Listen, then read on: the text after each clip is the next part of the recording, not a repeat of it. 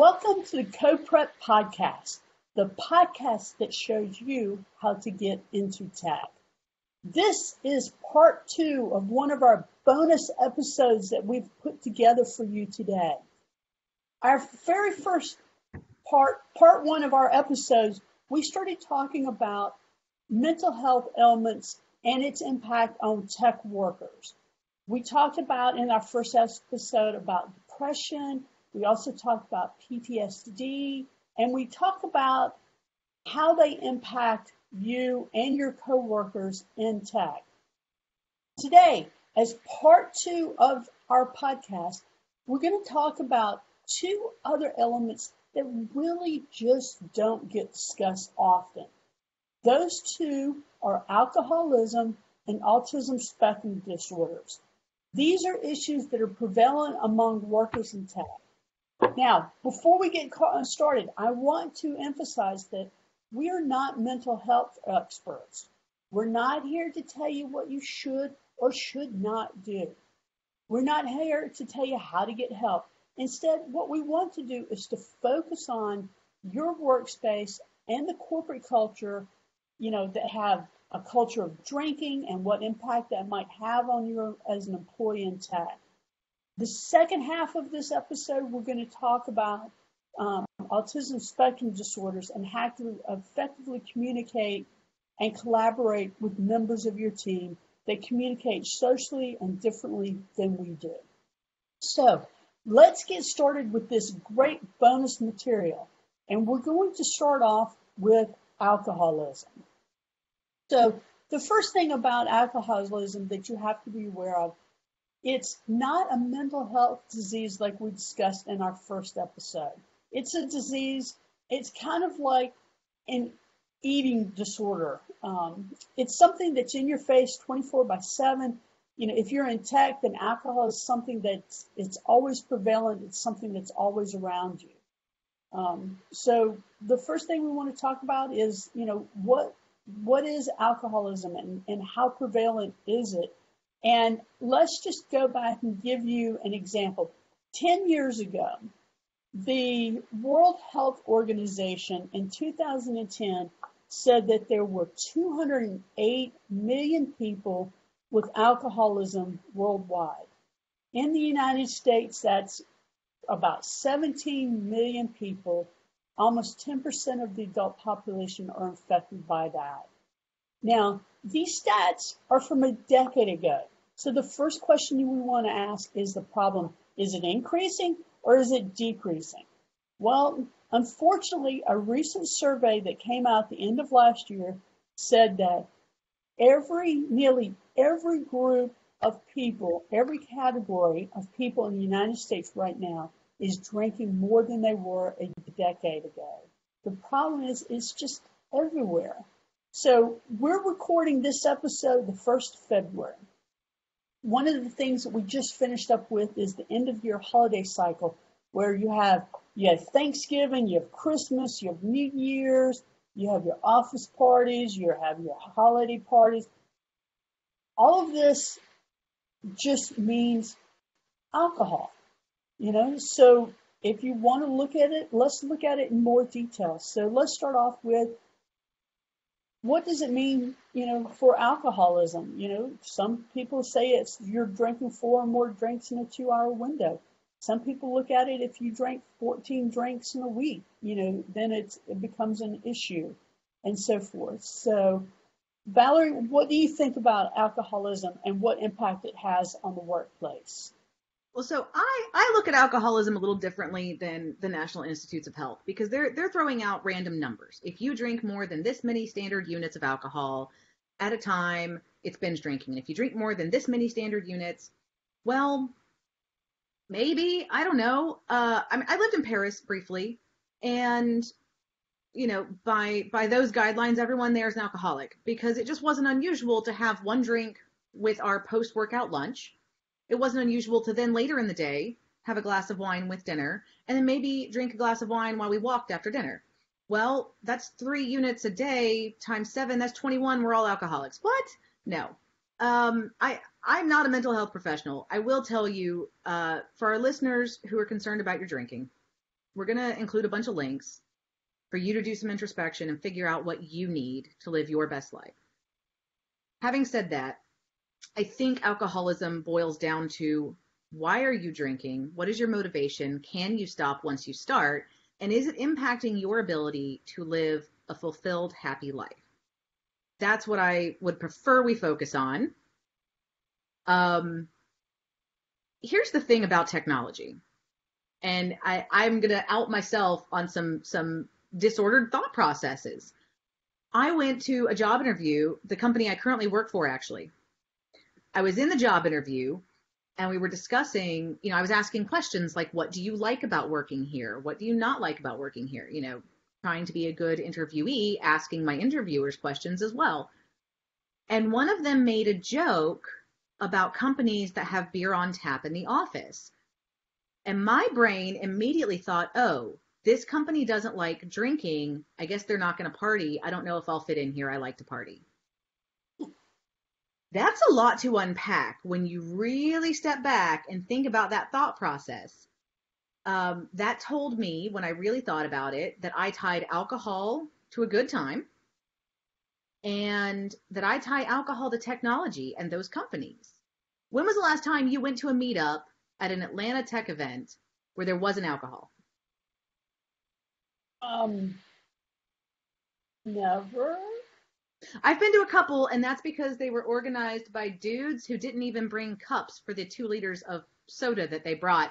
Not because they weren't going to drink afterwards. We all went to a bar afterwards, but it's because the dudes who organized it weren't organized. Yeah. But we still went and drank after. Alcohol is just synonymous with technology events. I was at a conference in San Francisco earlier this year, and every single function didn't just serve alcohol. Alcohol was the point.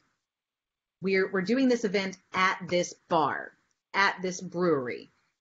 Come for, sips and suds, tech and tequila, right? Yeah. I actually, and this is not just in tech.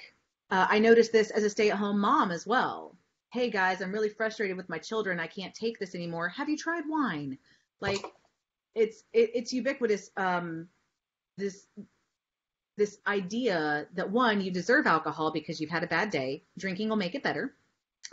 And 2, we're going to go out and have a good time. Clearly, it must be about alcohol. So I think what you and I had discussed in this episode, our main objective was to try to tackle how to offer alcohol, because, I like a glass of wine. How to offer alcohol, but not make your technology events about the alcohol, how to make them about people. So one of the things that we were discussing was a recent Women Who Code event. So if you want to lay out the difference in this event and some others where alcohol was served, but it wasn't about the alcohol. Exactly. The way that the event was laid out, this was the monthly meetup for the Women Who Code Atlanta chapter. And it was going to be a panel discussion in which 4 people were discussing, leveling up their jobs in tech and how they could get around it. So when you looked at the meeting and what it was about, that was what's going to be covered. That was it. So that was pretty much everything that was going to be there. So if you showed up, that's with the expectation of what's going to be covered. The event was handled at a local business, so it wasn't handled at a bar, so that you really kind of walked into it thinking, okay, this is going to be in a business environment, so you're not going to have somebody, a waiter or waitress, running around and saying, do you want something to drink? Do you want something to drink? All the time in the middle of the meeting. And then when you did show up for the meeting, they have, traditional food that they have at most meetups, but they also had wine there also. So they did have alcohol, but everything that led up to it was, this is going to be a meeting that's going to be about this topic. It's going to be these people talking about their issues. It's going to be in this work environment. It's not going to be at a bar, so you don't feel like it was going to be open to drinking. But when you got there, did they have alcohol? Yes. Was it the focus point of the meeting? No, absolutely not. So one of the things that you can start doing is that you can turn your meetups, you can have your company parties or something like that at an environment where alcohol isn't the central focus of what's going on. Mm-hmm. Yeah, I showed up. Yeah, yeah. Oh, sorry. So one of the things that most people talk about is like, why do people drink, in the first place? And one of the major reasons that people talk about drinking is peer pressure. If you went out to some place after work with your coworkers and they're drinking, there's kind of that unspoken taboo that if you don't drink, then you're being ostracized out from everybody else and that you're not part of the team. And that's one of the things that scares people, that they're not part of the community. So therefore they feel obligated to go out and to do things. Some things, alcohol is so accessible that there are companies out there that will even go so far as to put beer on tap or a keg in the frigging workspace. It's like, so therefore, you come into work, at 9 and, at 10 a.m., your coworkers are out there drinking beer and they're like, hey, Jennifer, you want a beer? And I'm like, it's 10 o'clock in the morning, and they're like, well, it's here. It's a perk of working here and everything else like that. And I'm like, well, I don't know. A perk of working here isn't, to me, getting drunk on a daily basis because my coworkers are doing it. So something else that you want to look at. I definitely, I consider this, so one of my big problems with structuring events and workplaces around alcohol, because alcoholism is so prevalent, both functional alcoholism, where people are drinking, they have disordered drinking, they're misusing alcohol, but they're fine. They're fine. We don't see any warning signs because they hide that. And then we also have recovering alcoholics who do not drink and avoid all triggers. We talked about with PTSD, sort of trying to avoid things like loud noises and people sneaking up on you. And then earlier in the episode, we compared alcoholism to eating disorders, where the trigger for your disorder is in your face all the time and can't be avoided. One of the other problems, I like to liken it unto golf, alcoholism and golf. So one of the big complaints that women have had over the years is that a lot of major business decisions happen on the golf course. Well, if we don't get invited to the golf club because we're not in that men's circle and they're making major decisions on that golf course, we are by default excluded. Well, if you have a recovering alcoholic trying to avoid his or her trigger and you have your company events at a brewery, you have now excluded that person from the team and from collaborating and making the decisions that are going to casually happen over that meal with alcohol. It is something to consider. Do you value all of your team members? So, what does this look like for an office that does have beer on tap? That does, my company has Friday happy hours and they're great. But how do we make them more inclusive and a little less triggery for people struggling with addiction? Well, think about what you title your events. There's a huge difference between, let's say, painting with coworkers and sip and stroke. Well, if you put something about drinking in the title, it immediately triggers that, okay, this is about drinking. This event is only about the alcohol.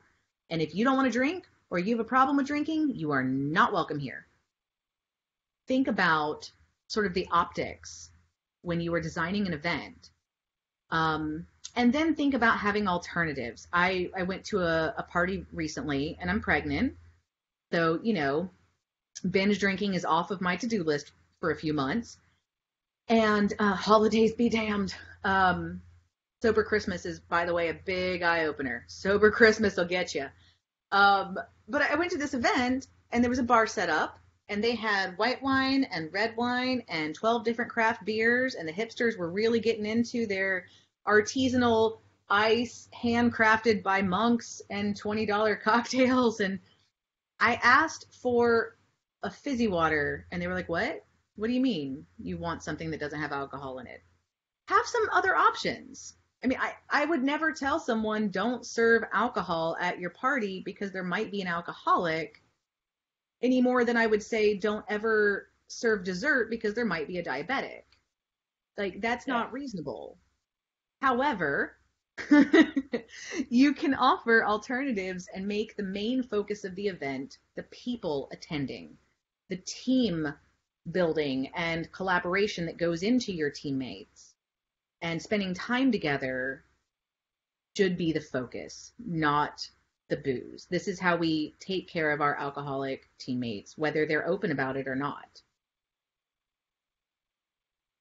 I think those are all great points, because the goal is that, if somebody is suffering from alcoholism, you want to create a work environment that doesn't encourage that addiction. You want to be able to do something that makes it more acceptable, accommodating to everybody, regardless of what, their preference is. But then by making that accommodation available for everyone, then you're basically saying that you value everybody's input on the team, that everybody's here, they're able to contribute. Like I said, at the end of the year, you had the cycle of all the holiday parties, and our company had, their Christmas party. And I'm like, I don't drink a lot at all. And I just felt uncomfortable going, because then I knew everybody was going to be drinking.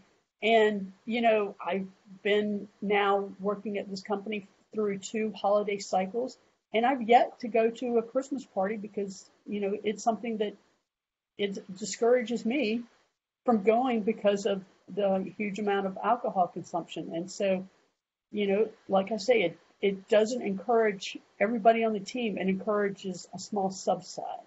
Now, I'm going to be a little selfish right now and throw out one of the things I love about our teamwork, Jen, and our collaboration is how different we are. When you look at you and I and our life histories and even our outside of technology, our hobbies, we're just very different. We're definitely an odd couple, and I love it. And you've just reminded me of one of our differences. I flippin' love to drink. I love to drink. I love to party. When I am not pregnant, I am that gal that just loves to have a glass of red wine with every meal. And mimosas were invented to make drinking at breakfast classy, not just acceptable, but classy. Like, I definitely get into alcohol culture. Love it. Having said that, when we're talking about how to make these functions more accessible and more comfortable for all of our teammates, so you and I were both at a speaker's dinner for We Rise last June. Mm-hmm. And there was lots of food offered, and there was an open bar that offered, myriad alcoholic and non-alcoholic options. And there was a person there with me who knows how I feel about drinking. I love it. Let's party. And she noticed that I was having a glass of red wine and then a glass of water and waiting 30 minutes before I would have more wine. And she said, what are you doing? You don't drink this way. And I was like, I consider this a work function. I don't wish to be intoxicated because Lord knows what's going to come out of my mouth if I'm drunk in front of these people. So we all might take a moment to consider, are we at a work holiday party where maybe we should temper our drinking a bit because it is still our place of business? Yes. Which would, by default, I mean, a lot of reasons that people who don't enjoy drinking or who have a history of alcoholism don't go to these parties is because they don't want to be around a bunch of wasted people while they're sober.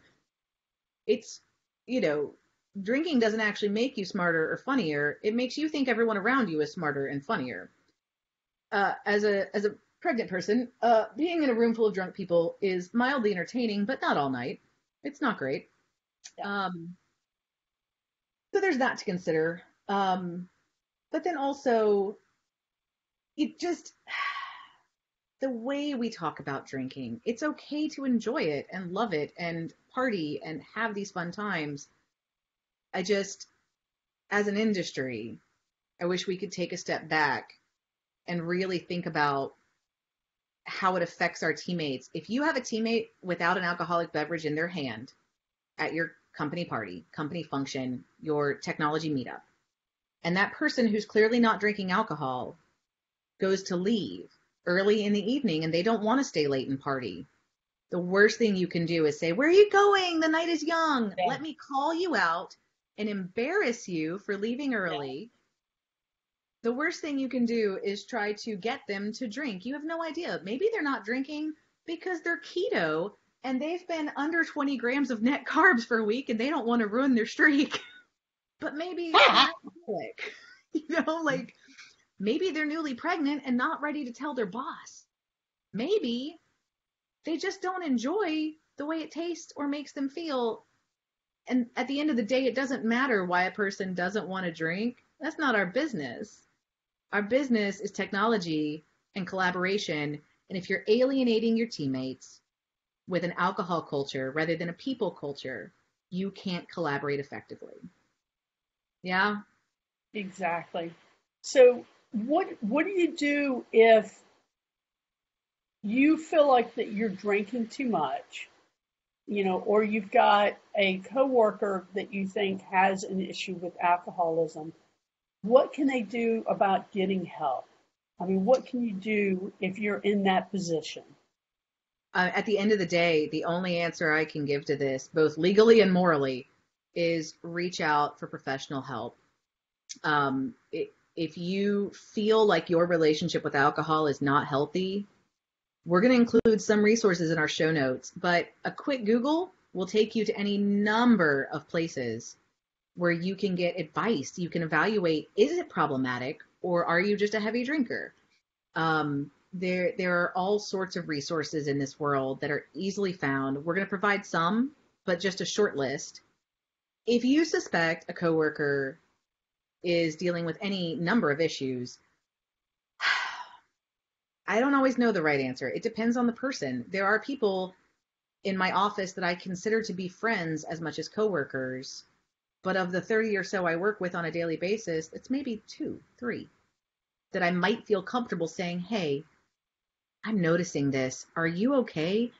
That's rare though. I mean, in a workplace, you really don't want to overstep. I don't know. I don't know what the right answer is, Jen. I am not a mental health professional and I am not an organizational expert. I do know that if every one of us took it upon ourselves to be introspective, figure out what we need, and get help for ourselves, our coworkers wouldn't have to be on guard to look out for that for us. And I do know that if we create an environment based around people, first and foremost, it would take care of a lot of that need. Yes, and that's true. So if we take it upon ourselves to change that social norm of encouraging people to drink or stuff like that, then we can make that change and make it available to others. But it's something that we wanted to talk about. So now what we want to do is transition over to the second half of our podcast.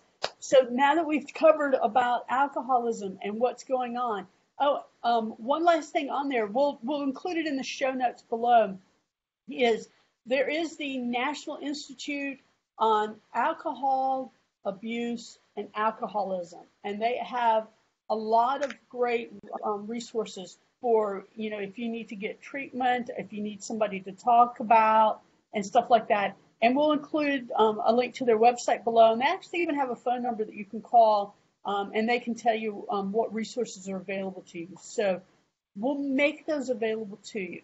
Now, second half of our podcast, we're going to now talk about autism spectrum disorder. Did I say that right? Actually, so I love that you asked me that. That was the first point. We're going to do our best to talk about things in a way that is comfortable for everyone. But one of the things that I have noticed over the years, back when we used to refer to like what is now level 1 autism, I believe, as Asperger's. The terminology around these things changes frequently. So my sister, also a show guest, she works at a school for children with learning differences. And, over her tenure of like 15 years now, the correct, non-offensive, accepted terminology has changed every few years. So we're going to do our best to choose our words appropriately. And if we mess up, please send us a note. We would love to issue a correction. As of today, doing some research, we're at autism spectrum disorders, which includes a wide variety of different non-neurotypical ways of interacting. So what do we mean by non-neurotypical? So a developer on the spectrum, by the way. Spoiler alert. If you're listening and you work in tech, someone on your team on the spectrum. These people are bright and capable and detail-oriented, but maybe they're not comfortable shaking hands. It is the social skills with which they tend to have struggle. So, what does that look like on a dev team? If you work with someone on the spectrum, whether they know it or not, whether they have an official diagnosis or they're open about it, but you think, we've got some differences on social comfort. What does that look like? If you go to extend your hand for a handshake and they don't respond, don't be offended. Don't make a big deal. Move on with your life. If you think you might be on the spectrum or you have a diagnosis and you aren't comfortable shaking hands, come up with something else to do, some other way of greeting, or tell your team what you need if you're comfortable. And if you're not, don't. Not your job to make everyone else comfortable. Communication, though, I think is the thing that we really wanted to discuss. So if I say to you, Jen, a penny for your thoughts, you have a good idea of what that means. It's an idiomatic expression. We throw those out.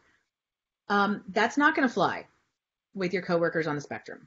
Idiomatic expression, turns of phrase, be literal, be concrete, stick to calendars, make things regimented. So a lot of my friends on the spectrum who are now adults, and let's just talk about how common this is. As of 2018, 1 in 59 kids, 1 in 59 children is being diagnosed on the spectrum. Now, there's a lot of debate as to whether autism is more prevalent than it used to be, or are we just better at diagnosing? I don't know. Not a scientist, not into this research, just looking at studies, trying to parse out what's got a good sample size, what doesn't. But needless to say, a lot of your coworkers who are on the spectrum may have gone through their entire childhood and adolescence and never have been identified or gotten any resources to build those social skills, right?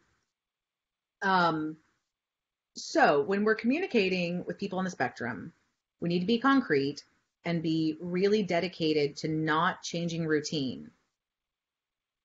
Jen, now, on a dev team, everything always works just right, and there's never a need to change the routine or structure, right? Well, I know that when I write code, I never write code with bugs. Ever. All of my coworkers all my coworkers write the bugs. It's just not me. Yeah, I mean, things change. Yeah, sprints have to be extended. The way that you write tickets might be reevaluated, and that routine might change. So how do we make these sorts of, team collaboration they're necessary changes. How can we make those more palatable to people who do not deal well with their routine and structure changing? All right, well, let me ask you this question. So if people that have autism spectrum disorder, is it more prevalent in how they communicate? Is it that they need to have structure or not have structure in their daily environment? is it more the communication or more the activity or a combination of both that results in what they're struggling with? In talking to my friends on the spectrum and people who work with adults and adolescents on the spectrum, the answer is it depends on the person. That's the beautiful part about a spectrum is there are shades, and people never cease to amaze me with our rich diversity. And this is just one of those times where it depends on the person. In an ideal world, we would all know exactly what we need to achieve maximum success. We would all know what we require, and we would all feel able and welcome to voice our needs, and then we would all work in a great environment where those needs would be met. Right. Instead, we work in the real world. Definitely, I think that if we want to accommodate things like structure and consistency. So let's say that you're a manager and you've noticed that the way you write tickets in Jira needs to be changed to increase productivity and consistency across teams and. Instead of walking in to morning stand-up on Monday morning and saying, okay, team, we're going to overhaul this system. Here's the new system starting today. Do this. That's a lot. That's a lot. Maybe walk in Monday morning and say, okay, team, this is not effective. This is not efficient. We need to make some changes. Today, I'm going to send out a shared document on the proposed changes. We're going to spend today, tomorrow, and Wednesday collaborating on these changes and what needs to happen. Here's, I want to know your opinions, but here's what I think should happen. And then we're going to implement these things starting next Monday. Take this week, we'll talk about it, we'll prepare, and then next Monday, like some warning that a big change is coming makes a huge difference for people who need structure and consistency. Not springing it on them, which especially in a startup environment, things change hour to hour. I mean, so it definitely takes some forethought. But if you're in a managerial role, that's your job. You are paid to have forethought and think about your teammates and your employees and their needs. So. And, you don't have to be in a startup for things to change on a dramatic situation. I work for the company that's the oldest continuously running company in the United States. So in the entire history of the United States, there's no business that has been in existence longer than the company that I work for, which is Stanley Black & Decker. Even though we've been around for so long and we've gone through so many ups and downs, we've gone through wars, everything, and we're still here. We're able to adapt and improvise. We end up having that exact same problem where things change. Things do change on a regular basis, just like, maybe if not as much as or just as much as you might find in a startup. But when we go through those changes, regardless of our company size, we want to be aware of, people that struggle with that. You said 1 in 60 kids have it. When you look at the tech environment, because of the business that we're in, it's much more prevalent than that. So what if we have a coworker? What do we need to be aware of, to be, a better coworker to them, whether it be how we communicate with them. You talked about how to, not do changes, but what's the best way to communicate with them to be make me a good team member to them? So one of the things that I heard a lot, talking to friends on the spectrum and then talking to people in my life who work with adults and adolescents on a spectrum, was there is no subtlety, there is no sarcasm, and there is no innuendo, really. Everything's literal. So how many times have we seen some romantic comedy movie where a bunch of women are sitting around picking apart a text message from last night's date, wondering what it really means, what they can infer, right? We're sort of raised to do this with people. I mean, people make entire careers out of analysis and picking apart your word choice and what are you really trying to say. An adult on the spectrum they're not trying to say anything. They have said precisely what they mean. And so, with some coworkers, you might have an interaction where you're thinking, they just said something about how my cubicle looks. Were they implying that it's too cluttered or that it's not? Someone on the spectrum who thinks your cubicle is too cluttered is probably going to say, wow, your cubicle is very cluttered. It's not even an insult. It's just a statement of fact. Mm-hmm. If they didn't say that, they didn't mean it. If they just commented on the tchotchke being extant, that's all they were saying. It is sort of, I think, a mental and ideological shift for neurotypical adults to realize that your non-neurotypical coworkers are saying precisely what they mean and meaning precisely what they say. It's kind of beautiful, honestly. There's no avarice, there's no maliciousness, there's no attempt to hide things. I love my friends on the spectrum because what they say to me, I can take to the bank. I know they're telling me the truth and they're saying exactly what they mean, and it's awesome. So if you can embrace that mode of communication, get rid of idiomatic expression from your vernacular, especially with those teammates. Don't say a penny for your thoughts. Say, I would like to know your thoughts on this problem. If you can get rid of sarcasm, which for me is like cutting off a limb, but if you can tone down the sarcasm that's not going to be well received and take a minute to consider your audience, you can have the most genuine and honest collaboration with these individuals who bring so much. We pay lip service, I think, in technology to diversity and inclusion. And some companies actually care about gender, sex, and racial diversity and inclusion. We talk about those. We advocate for those. We protest for those things. But when was the last time someone at a diversity and inclusion event said, you know what we need more of? We need more people on the spectrum to bring their unique perspective to this team. When honestly, we should be saying that. I can't tell you. I mean, there are people in the spectrum who don't think outside of the box. They think so rigidly inside of the box that they catch details and things that a lot of the creative types on the team will miss because they're over here with their heads in the clouds. You need both. You need someone who adheres rigidly to structure and order, and then you need people who would live in a house made of pancakes if they were able because they're thinking so far outside. And you need all these different beautiful ways of seeing the world to make the best product. And isn't that, at the end of the day, what technology is about? We're making the coolest things. Right. Exactly.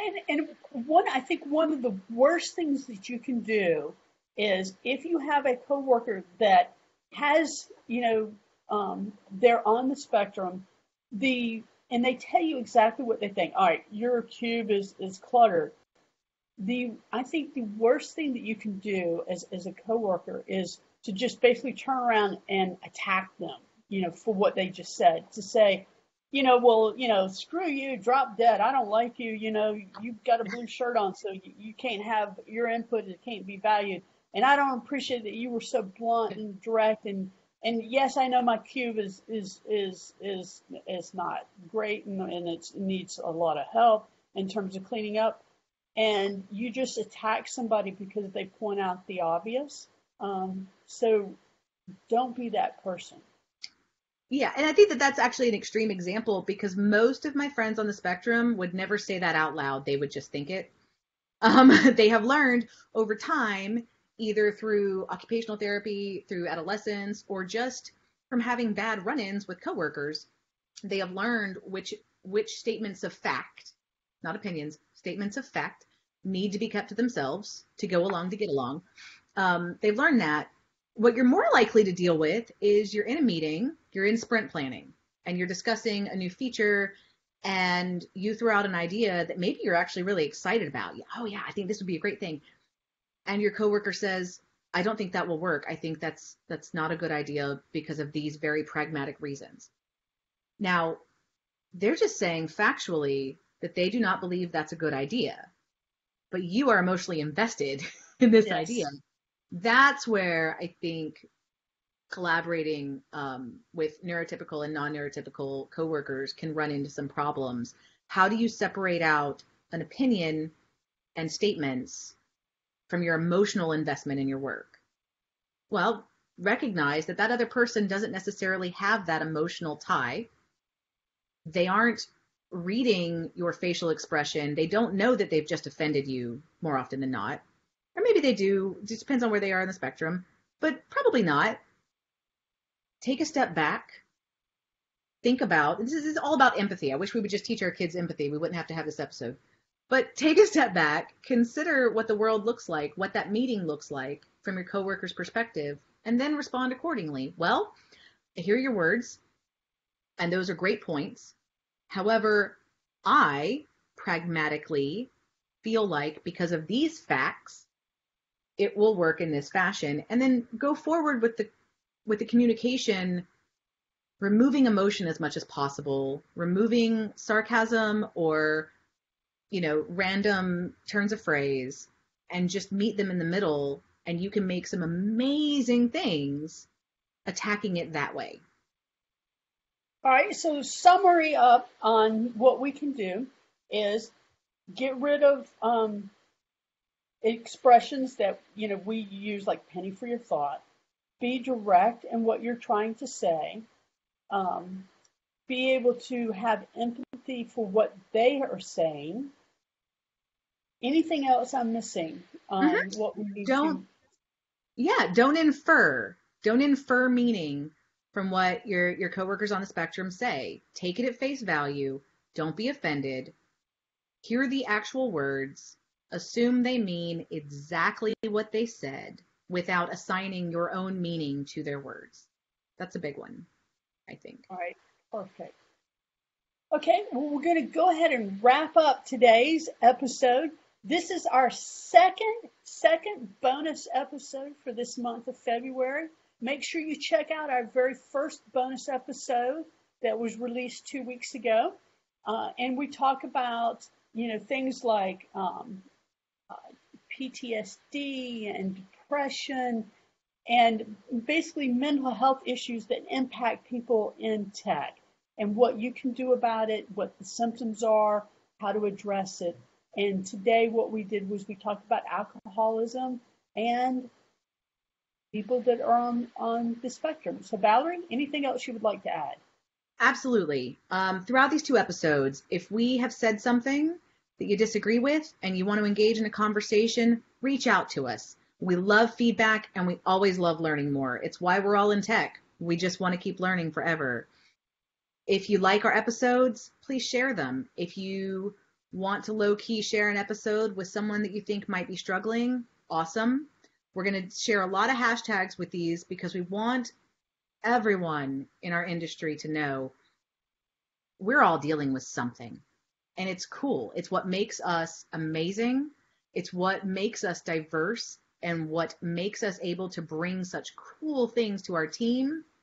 If you find that you identify with any of the things we've discussed, please look through the show notes, access some resources, get the help you deserve because you're awesome and you are worthy of living the best life you can possibly live.